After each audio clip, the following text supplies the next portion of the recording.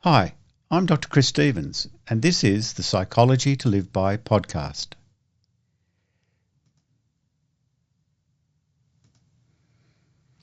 Well, we are a worrisome species. Our genetic code predisposes us to be pretty hypervigilant. An elderly Mark Twain once observed, "I've lived through some terrible things in my life, some of which actually happened." So why do we worry so much? Evolutionary psychologists believe this negativity bias gives us a survival advantage. We overestimate danger in order to be on the safe side of things. And given we may not survive a single false positive like "that snake looks cuddly," under selection pressures, the worrier genes are the ones that got passed on to you and me. So that's half of our story. We worry far more than is warranted, and that disproportionality is by and large a very good thing. But the disproportion is greatly amplified in our modern environment because it's so much safer than our ancestral home for which we were designed. As unfriendly as modern cities can be, apex predators are still pretty thin on the ground, real estate agents notwithstanding. The gap between our worries and the actual danger is greater than it's ever been. So what is the other half of our story? We're often simultaneously aware that our worries are in fact disproportionate, that we are catastrophizing, exaggerating, being overly pessimistic, or just plain illogical. With this double consciousness, we say to ourselves and others, "I know I shouldn't worry about it, but I can't help it." Or the feeling just overwhelms me. What's wrong with me? In other words, we then have a second problem. We now worry about our worrying. We might ask ourselves, have I got some sort of anxiety disorder? Am I neurotic? Worrisome indeed. And this raises another very big question. Is the real me the worrier, or the observer who worries about the worrying? Or, as we will see, is it yet another observer who is more relaxed about the observing, worrying self? First thing to say is we are complex. We are not cut of one piece of cloth. A brief introspection reveals we contain a dynamic, ever-changing repertoire of selves. Indeed, neuroscience, along with a 2,500-year-old Buddhist psychology, reveals that there is no unitary central self.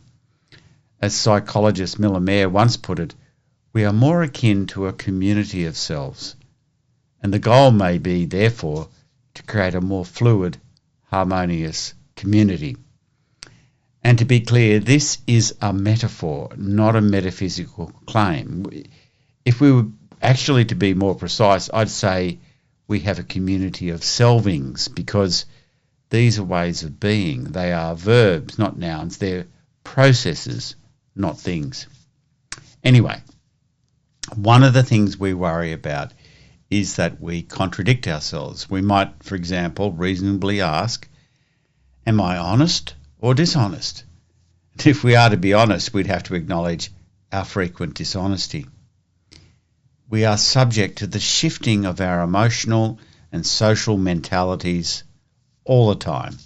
We're sad and we're happy, afraid and peaceful, depressed and energetic, competitive and caregiving, aggressive and compassionate, often all in the same day.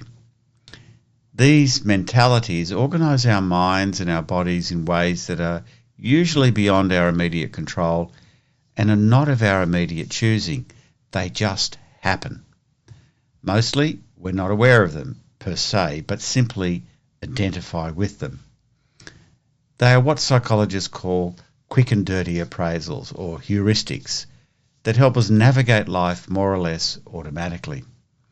They largely run themselves, taking us along for the ride. Well, what is one to do? Walt Whitman, the great American poet and essayist, he cut to the heart of this when he observed, "Do I contradict myself? Very well then. I contradict myself. I am large. I contain multitudes. So, I guess the first thing we do is accept that this is so. We accept with equanimity. This equanimity is a type of enlightened, totally alert understanding. It's neither passive nor resigned. And what does this wise understanding enable? Well, when we stop identifying with the current mentalizing, we now have a choice that was not possible before. We can draw upon our entire dynamic repertoire of selves. We can choose what appears to be the optimal state of being for this particular circumstance. For example, if we find ourselves angry and yelling at our partner, and when we realise this is probably not helpful, and this angry me is not me in any kind of permanent sense, we can decide what is more helpful now. Can we embody the compassionate me? Can we quieten our voice? Can we listen more and draw upon feelings of kindness and understanding? This is a practice. The more we do it, the more it becomes us through the miracle of neuroplasticity, which changes the very structure of our brain. We become, in other words, what we do. The more we practice kindness and compassion, the easier it becomes to embody it. And it could even eventually become our default response. What else can we do? We can cultivate other mentalities. Calmness or feelings of safety, curiosity and an orientation of inquiry, patience and perseverance, humour and creativity in everyday life. In the end, it's an empirical question. What's more constructive and helpful? What's more wise? Without oversimplifying, wise action is what actually increases my happiness and the happiness of those around me. Ironically, we become less self-concerned as we realise there is not a self in here to actually be concerned about. Happiness results more often, and more of life will become an interesting inquiry.